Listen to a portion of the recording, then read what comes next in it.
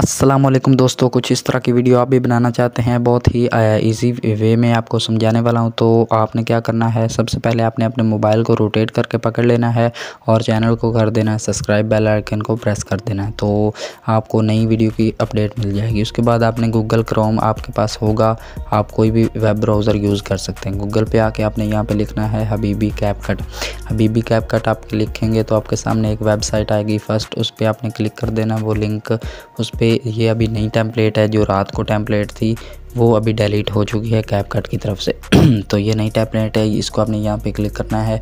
Use template CapCut, इस पर आपने क्लिक कर देना। यूज़ टेम्पलेट पे यहाँ पे टैप करना है और यहाँ से आपने एक ही पिक्चर को 3 बार यहाँ से सिलेक्ट कर लेना है और 3 बार उसको यहाँ पे ऐड कर लेना है। ठीक है, ऐड करने के बाद यहाँ पे नेक्स्ट करना है। तो थोड़ी सी आपके सामने लोडिंग होगी। लोडिंग होने के बाद आपकी जो वीडियो है ये आपके सामने ही ये रेडी हो चुकी है। आपकी वीडियो आप देख सकते हैं, कुछ इस तरह की हमारी क्रिएटिव सी ऑसम सी वीडियो बन चुकी है।